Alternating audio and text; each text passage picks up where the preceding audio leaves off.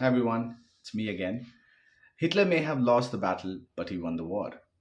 The common masses have learned very little about him, but he inspired a lot of cheerleading fascists everywhere, including India. Hitler didn't invent hate, he just taught the other cheerleading fascists how to weaponize it.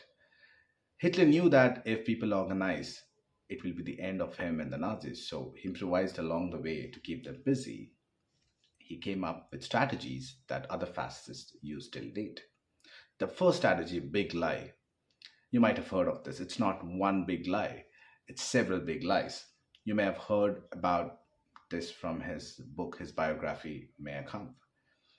What is the strategy of big lie?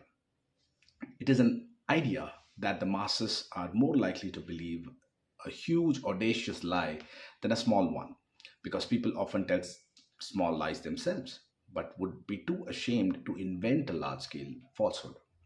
Therefore, they assume others would not be so brazen as to fabricate something so enormous and so outrageous. Hitler wrote that if repeated often enough, such big lies, they leave lasting traces, even disproven. In Mein Kampf, Hitler claimed that this technique was used by Jews, but it was him and the Nazis who used this propaganda tactic to spread massive fabricated accusations against Jews, which contributed to widespread anti Semitism and was used to justify the Holocaust. The second strategy is to control the narrative through controlling the media. Hitler and his minister of propaganda, Joseph Goebbels, infamous for controlling and coordinating all forms of communication and culture in Nazi Germany, including the press, radio, film, literature, theater, art, music. The ministry worked to ensure that Nazi propaganda penetrated every aspect of German society. This way, no other opposing narrative gets any space in the mainstream.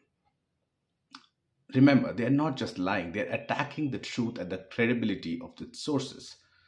When you do this exercise for a long time in a large scale, all the while the masses are struggling with dozens of problems of their own, they don't know what is the source of truth anymore for them. You know, the resourceful and powerful government will either create and will be creating numerous evil problems or be complicit in it and or act like you know a mute spectator. There will come people like you and me who will attempt to protest and raise awareness amongst the masses to clear the fog, but will have our differences in opinion. Which issue to prioritize?